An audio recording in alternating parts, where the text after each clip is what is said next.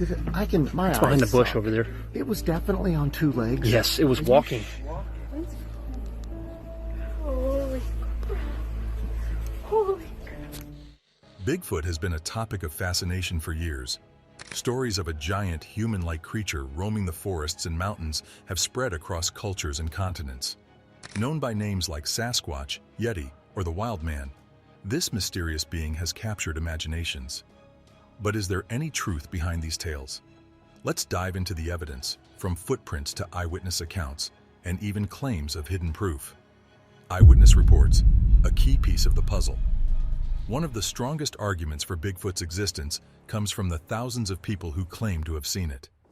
In North America alone, over 10,000 sightings have been reported.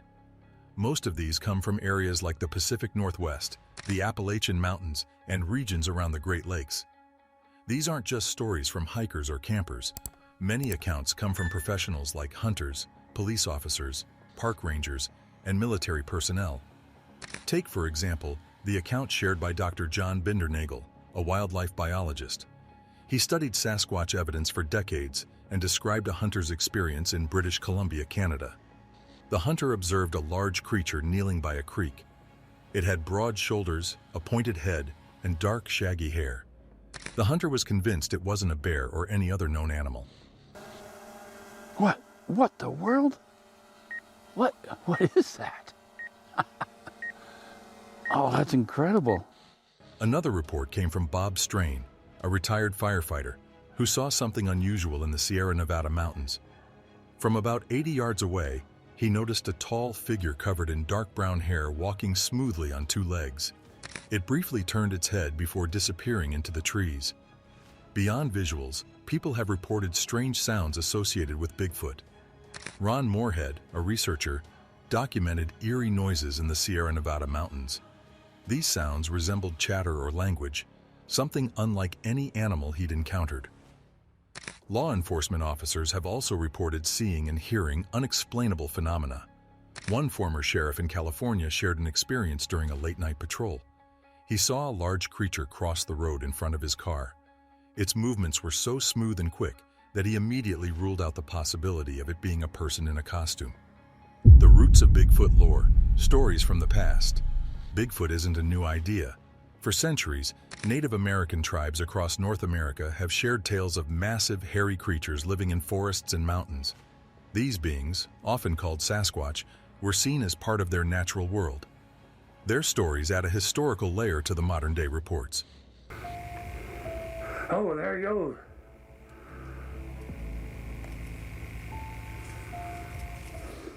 Some researchers believe there's more evidence out there, but it's being suppressed. They suggest that authorities might fear public reactions if Bigfoot's existence were confirmed. Could there be DNA samples, videos, or other proof that hasn't been shared?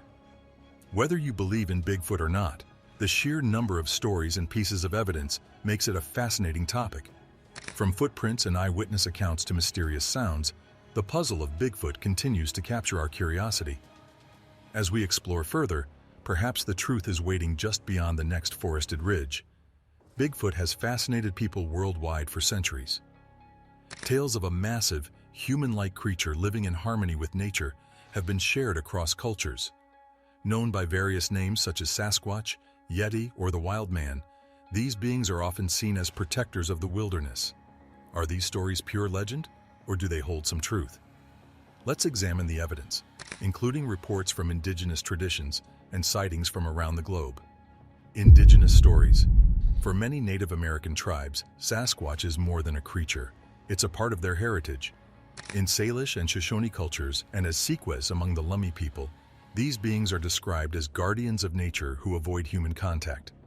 Chief Dan George, a respected Canadian Indigenous leader, often spoke about Sasquatch being as real as bears or eagles. He explained that their people have long seen these beings as part of the land, deeply tied to their environment. Similarly, a Northern Cheyenne elder recounted seeing a tall, hair-covered figure that moved gracefully through the forest. According to him, these creatures are seen as wise and ancient, choosing to live separate from humans. For many indigenous communities, Sasquatch is a symbol of the untamed spirit of the wilderness, represented in stories, ceremonies, and art passed down through generations.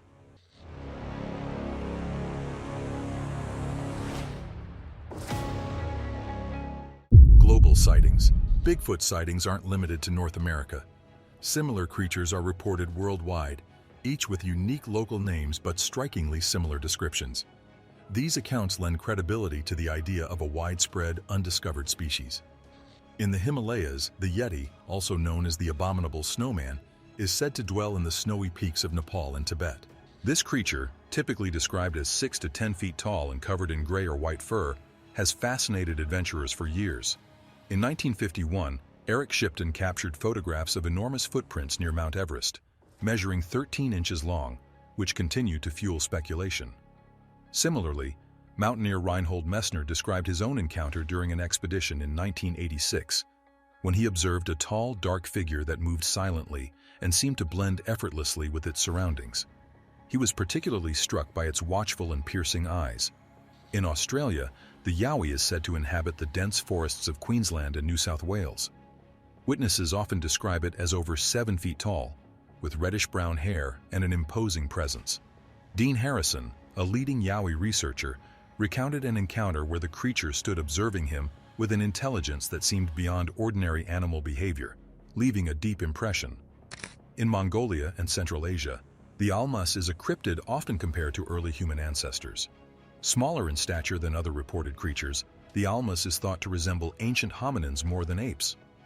Professor Boris Porshnev, a Soviet anthropologist, studied these reports extensively and speculated that the almas might be a surviving Neanderthal or a similar relic species. The descriptions align closely with ancient human relatives, which sets it apart from other global sightings.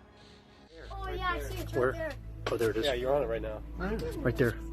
You see it right there? It's huge. See it over there? Right there. You see it walking? Dude, that's on 2 legs. Watch it. Get the flashlight on it.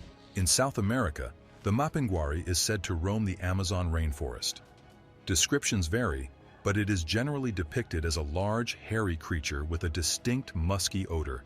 Some believe it to be a ground-dwelling sloth previously thought extinct, while others consider it a regional variant of Bigfoot. Dr. David Oren, a biologist, studied numerous Mapinguari accounts and noted their remarkable consistency, suggesting the possibility of an undiscovered creature in the dense jungle environment. Bigfoot sightings aren't limited to North America. Across the world, similar creatures with different names have been reported, showing remarkable similarities. These accounts strengthen the idea of a widespread, yet undiscovered species. Hard evidence on the ground. Footprints are some of the most tangible pieces of evidence linked to Bigfoot. Researchers have documented and cast over 1,500 individual prints, many of which display features that are nearly impossible to fake. These footprints range from 15 to 24 inches in length and up to 10 inches wide. One notable feature is the presence of dermal ridges, the textured lines found on human feet. Dr. Jeff Meldrum, an anatomy professor, has studied hundreds of these casts and noted that the footprints display anatomy and movement consistent with a living creature. He highlighted the mid-tarsal break, a flexible joint in the middle of the foot, absent in humans but present in these casts, which suggests the existence of an unknown primate species. Dr. Grover Krantz, another anthropologist, emphasized the authenticity of certain tracks, particularly the Bosberg foot impressions. This other track, this is a 17-inch track that was picked up in northeastern Washington state. The deformities in these tracks match those of a living foot, making it almost impossible for a hoaxer to replicate such abnormalities. Furthermore, the footprints often show a stride length beyond normal human capability, with some steps measuring up to 50 inches apart. The famous Bluff Creek tracks, found near the site of the Patterson-Gimlin film, remain a cornerstone of Bigfoot evidence. The Patterson-Gimlin film and beyond. One of the most famous and controversial pieces of evidence is the Patterson-Gimlin film, recorded in 1967 at Bluff Creek, California. The footage shows a creature walking upright through the forest, glancing back at the camera before disappearing into the trees. While skeptics have argued that the film depicts a person in a costume, experts in biomechanics and costume design have raised doubts about this explanation. The creature's movements and proportions do not align with those of a human in a suit, further fueling debate. Hollywood special effects artist Bill Munns has studied the Patterson-Gimlin film extensively. He observed how the creature in the footage exhibits natural muscle movements, proportions, and a walking gait that would be difficult to replicate even with modern technology. He believes these details support the film's authenticity. Beyond the Patterson-Gimlin film, other videos have also drawn attention over the years. The Marble Mountain footage captures a distant humanoid shape scaling a ridge. Meanwhile, the Paul Freeman footage offers a close encounter with a large, hairy figure.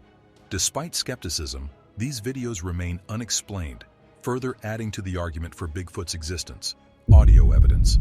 Some of the most compelling evidence for Bigfoot comes from audio recordings. These recordings, taken from remote areas across North America, feature eerie vocalizations that defy explanation. They capture sounds unlike any known animal or human, raising questions about their origin. Hear that?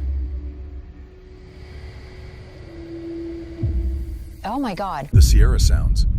One of the most famous examples is the Sierra Sounds, recorded in the 1970s by Ron Moorhead and Al Berry in the Sierra Nevada mountains.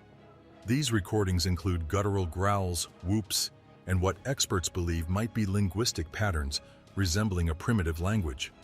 Scott Nelson, a retired U.S. Navy cryptolinguist, analyzed these sounds and noted that they exhibit characteristics of a structured language, including phonetics, syntax, and rhythm. He concluded that these are not random noises and are beyond the capability of humans to mimic accurately. Nelson's conclusions have been supported by audio engineers and experts in animal vocalizations. Dr. Lynn Rogers, a wildlife biologist, remarked on the recording's incredible range of pitch and frequency. He noted that these sounds do not match any known species and cannot be attributed to hoaxes, making them a unique phenomenon in the study of wildlife vocalizations. The Ohio Howl. Another fascinating audio recording is the Ohio Howl, captured in 1994 by Matt Moneymaker, founder of the Bigfoot Field Researchers Organization, BFRO. This recording features a long, siren-like wail, distinct from the vocalizations of any known animal. It continues to interest researchers and enthusiasts, adding to the growing library of unexplained Bigfoot evidence. Beyond these famous examples, researchers have gathered numerous recordings over the years. In 2016, a recording from Oregon featured loud whoops followed by tree knocks, which are thought to be a form of communication associated with Bigfoot. Sound technician Chris Spencer analyzed this and other recordings, highlighting their dynamic range and repetitive patterns, which suggest purposeful communication rather than random noise. Unlocking Bigfoot's genetic code.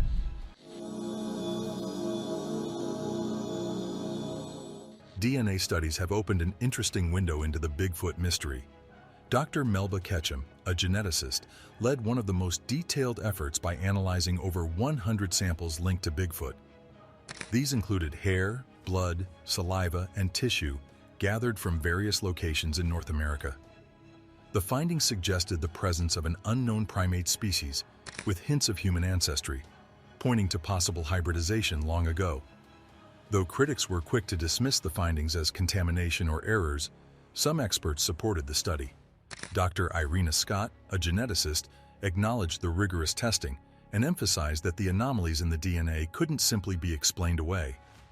Forensic analyst Dr. Christopher Loffer noted the data was solid and only controversial because it pointed to something unknown. Despite the pushback, Dr. Ketchum defended the study, emphasizing that independent labs handle the sequencing to prevent bias or tampering. Beyond Dr. Ketchum's work, other scientists are now using next-generation sequencing, NGS, to study samples linked to Bigfoot. NGS is a powerful method that can quickly analyze even damaged genetic material. Using this technology, researchers have found unusual genetic patterns that might point to an unknown primate species. Another growing method is environmental DNA, eDNA, sampling, where scientists collect samples of soil, water, or air from areas where Bigfoot activity is reported. These samples can contain traces of DNA left by creatures in the environment, possibly including undiscovered species. Forensic science in Bigfoot research. Forensic science has become a key tool in examining Bigfoot evidence. Footprints, for example, are no longer just cast in plaster. Experts now use 3D scanning and imaging to create detailed digital models. And this is something that gives us such an edge because here we have a print that will very quickly disintegrate with the weather conditions. These models allow scientists to study features like skin patterns, called dermal ridges, and how weight is distributed across the print. This helps them tell real prints apart from fakes. Hair samples thought to belong to Bigfoot have also been studied under high-powered microscopes. These studies reveal features that don't match any known animal or human hair. Saliva left on objects, like chewed plastic, has also been analyzed by forensic chemists. These studies have identified unique proteins that don't belong to any species we know of, providing solid evidence that goes beyond stories and blurry pictures. Technological advancements in the search for Bigfoot. New technology is transforming how researchers look for Bigfoot. Thermal imaging cameras, which detect heat, are now a must-have during Bigfoot hunts. They help spot warm-blooded animals in forests or at night without causing any disturbance. Drones equipped with high-quality cameras and thermal imaging are another game-changer. Drones can fly over remote areas, covering large regions much faster than people can on foot. They can capture clear images and videos, making it easier to spot potential clues. Artificial intelligence, AI, is also helping in the Bigfoot search. AI programs can analyze large amounts of data, such as videos, audio recordings, and environmental information, to find unusual patterns. For example, AI can study sounds from recordings to detect patterns that match Bigfoot's reported calls or language-like noises, like the famous Sierra sounds. Using advanced genetic testing, Dr. Ketchum's team found mitochondrial DNA matching modern humans, but the nuclear DNA was unlike anything known. A particularly striking sample came from a chewed plastic bucket lid, which also matched this unknown hybrid profile. It's kind of, it's gonna pop up in the berries. Encounters with Bigfoot bodies. Stories of physical evidence, including alleged Bigfoot bodies, have fueled the debate. One of the most famous examples is the Minnesota Iceman, a frozen creature displayed in the 1960s by carnival owner Frank Hansen. He claimed it was a Bigfoot-like being discovered in Siberia. Before the display was replaced with a replica, scientists Ivan Sanderson and Dr. Bernard Heuvelmans examined the original. They observed features resembling a hominid, something closely related to humans, but not human. The intricate details visible in its frozen state seemed impossible to fabricate. Another mysterious case is the Dyatlov Pass incident of 1959, where 9 skilled hikers died under strange circumstances in Russia's Ural Mountains. Some theories suggest a Yeti might have been involved, fueled by a haunting photograph of a large figure in the snow taken by one of the hikers. Additionally, there were claims that a Yeti body was recovered from the site, though these reports were later dismissed as part of a cover-up. Dr. Igor, a Russian cryptozoologist, highlighted claims of Bigfoot evidence retrieved during the Dyatlov Pass incident in 1959. Reports from credible military sources hinted at the recovery of a large, hair-covered body. Despite the mystery, these findings were reportedly classified, leaving the world in the dark about their potential significance. Could this hint at a deeper cover-up? What are they hiding? Claims of suppressed Bigfoot evidence have emerged over the years, particularly from individuals in law enforcement and forestry. Retired park ranger Bill Lansford shared how many rangers, including himself, witnessed strange sightings or tracks. However, official policies discourage them from discussing such encounters publicly.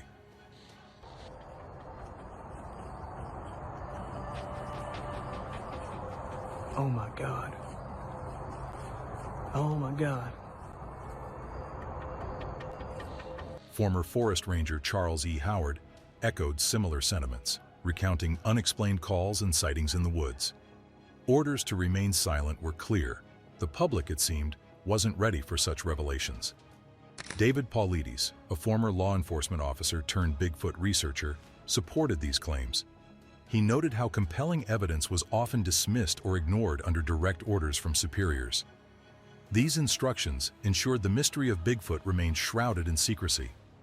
Retired police officer Robert Morgan added his perspective, describing how individuals in his department had seen Bigfoot but were too afraid to report their experiences. Careers and reputations were at stake, making silence the safer option. James "Bobo" Fay, a well-known Bigfoot enthusiast, also shared stories from retired park rangers and law enforcement officers. According to him, dozens of these professionals admitted to seeing Bigfoot, but were explicitly told to suppress their experiences. Avoiding public panic seemed to be the priority, even at the cost of the truth. As these insider accounts come to light, they add another dimension to the Bigfoot phenomenon. But why would anyone want to keep evidence of Bigfoot a secret? Let's explore some of the reasons governments or organizations might choose to suppress the truth, and what it could mean for all of us. Potential motives for suppression of evidence. First, think about wildlife conservation. If Bigfoot were proven real, areas where it's believed to live, like national forests or remote wildernesses, might face new restrictions. Governments might declare these areas protected to keep Bigfoot safe, which could limit logging, mining, and other industries. What the? He's like, hey! What the hell is that? This could lead to economic challenges for regions that rely on these activities. Officials might worry about the backlash from businesses and the public, so they might prefer to keep things quiet rather than disrupt the status quo. Then there's the issue of public safety. Imagine if Bigfoot were confirmed as a real creature. Would people flock to the woods to try to see one for themselves? That could create risks, not only from accidents in rugged terrain, but also from people coming into conflict with a creature they don't understand. To prevent chaos, governments might choose to avoid acknowledging Bigfoot altogether. Tourism adds another layer. While some towns might benefit from Bigfoot-themed attractions, others might worry about overcrowding or environmental damage from too many visitors. In places where Bigfoot is rumored to live, officials might prefer to maintain the mystery rather than deal with the challenges of increased tourism. There's also the idea that revealing Bigfoot could challenge scientific or cultural norms. If Bigfoot is real, it might force us to rethink what we know about human evolution, animal behavior, and even how we define wildlife. Such a discovery could shake up scientific institutions and even public belief systems. Some authorities might decide it's better to avoid this kind of upheaval altogether. Finally, there's the possibility of fear of the unknown. If Bigfoot represents something entirely beyond our understanding, whether biological or even paranormal, admitting its existence could raise more questions than answers. This could make governments or organizations hesitant to share what they know, keeping Bigfoot as a mystery rather than an established fact. Could the reluctance to acknowledge such findings stem from genuine fear of public reaction? Or is there a larger agenda at play? The search for Bigfoot has sparked endless fascination and debate. From footprints to stories told by witnesses, from DNA studies to old records, there's a wide range of evidence that suggests something might be out there. Some believe the truth is being kept secret, while others think it's simply waiting to be uncovered. Whatever the case, Bigfoot remains one of the biggest mysteries of our time.